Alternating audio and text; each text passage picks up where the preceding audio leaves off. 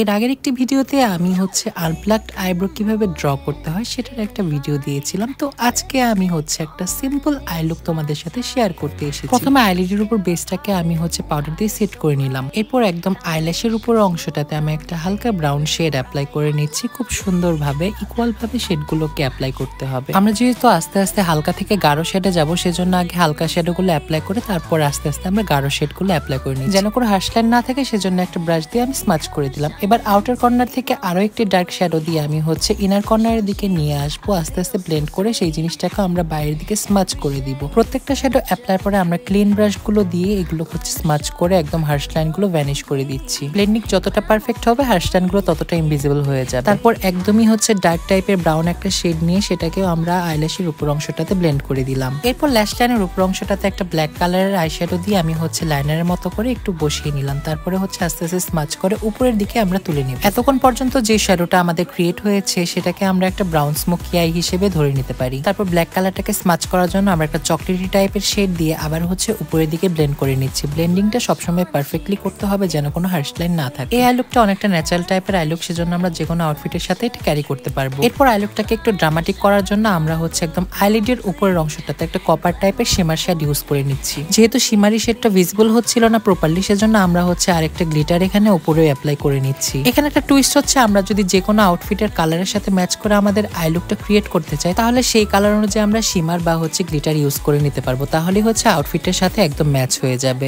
Glitter shadow গুলো কিন্তু একদম প্রপারলি ব্লেন্ডিং করে উপর পর্যন্ত মিশিয়ে দিতে হবে। এই পর্যায়ে আমরা লাইনারটা অ্যাড করে নিচ্ছি। তো লাইনারটা যখন আমরা ইউজ করবো একদম হচ্ছে ইনার কর্নার থেকে আউটার কর্নার পর্যন্ত যাব, তাহলে হচ্ছে প্রপারলি শেপটা এসে যাবে। তারপর ভিডিওতে দেখানোর মতো করে আউটার কর্নার থেকে একটা দাগ টেনে তারপরে ওইটার সাথে উপরের লাইনারটা আমরা মিশিয়ে দিব। তাহলে হচ্ছে একটা ড্রামাটিক টাইপের আইলাইনার আমরা পেয়ে যাবো। এবার মাস্কারা অ্যাপ্লাই করে নিচ্ছি। মাস্কারাটা আমরা হচ্ছে খুবই সাবধানতার সাথে অ্যাপ্লাই করব। এবার লোয়ার ল্যাশ লাইনের নিচে আমরা হচ্ছে সেই আগের টেকনিকটা ফলো করে একদম হালকা শ্যাডো থেকে আস্তে আস্তে গাঢ় শ্যাডোতে যাব। তো আমি যখন লোয়ার ল্যাশ লাইনটা অ্যাপ্লাই করছিলাম তখন দেখলাম যে আইলাইনারের সাথে একদমই আই লুকটা যাচ্ছে না, সেজন্য আমি হচ্ছে এখানে কাজল অ্যাড করে নিচ্ছি। কাজলটা একদম ওয়াটার লাইনে দেওয়ার পরে সেটা আস্তে আস্তে আমরা স্মাচ করে নিচের দিকে নিয়ে আসবো। কাজলটা ওয়াটার লাইনে অ্যাপ্লাইয়ের সাথে সাথে আমরা হচ্ছে ইনার কর্নারের উপর অংশটাতেও আমরা অ্যাপ্লাই করে নিব। তাহলে হচ্ছে প্রপারলি আমাদের কাজলটা অ্যাপ্লাই হয়ে যাবে। তারপর একটা ব্ল্যাক কালার শ্যাডো দিয়ে আমরা হচ্ছে নিচের অংশটাকে ব্লেন্ড করে একদম আইলাইনারের সাথে স্মাচ করে দিব। তারপর কাজলটা ব্লেন্ডিং এর পরে আমরা হচ্ছে কাজলের নিচের অংশটাতে আবার একটা চকলেটি শ্যাডো দিয়ে দিলাম। এবার ব্রাউ বনে হচ্ছে আমাদের হাইলাইটার আর হচ্ছে ইনার কর্নারের হাইলাইটারটা দিয়ে দিলাম। তাহলে হচ্ছে আমাদের আই লুকটা কমপ্লিট হয়ে যাবে। আমি অফ ক্যামেরায় হচ্ছে ফুল মেকআপটা কমপ্লিট করেছি। এবার ল্যাশ অ্যাপ্লাইয়ের পালা। ল্যাশটা আসলে নিজে নিজে পরাটা খুব টাফ একটা বিষয়। যারা রেগুলার ইউজ করে তারা হচ্ছে প্রপারলি পড়তে পারে। আমি যেমন রেগুলার ইউজ করি না, সেজন্য হচ্ছে আমার একটু কষ্ট হয়ে যায়, আর আমাদের মতো যারা আছে তারাও একটু কষ্ট হবে। এখানে ল্যাশ অ্যাপ্লাইয়ের জন্য সবসময় ভালো একটা ল্যাশ গ্লু ইউজ করতে হয়, কেননা ল্যাশটা খুলে যাওয়ার চান্সেস থাকে। তো এই হচ্ছে আমার ফাইনাল লুক। কেমন লাগছে সবাই একটু কমেন্টে জানাবে। আসলে আমি একজন মেকআপ আর্টিস্ট, তাই চেষ্টা করি সবাইকে শেখানো। আমি জানি এই ভিডিও নিয়ে অনেক ধরনের কন্ট্রোভার্সি হবে, তো আমার কিছু করার নেই, আমি আমার কাজ করে যাব। যারা আমাকে প্রপারলি চিনে, যারা আমাকে ফলো করে, যারা আমার সম্পর্কে জানে, তারা অবশ্যই আমার এই ভিডিওটাতে লাইক করবে। তো সবাই ভালো থাকবে, সুস্থ থাকবে।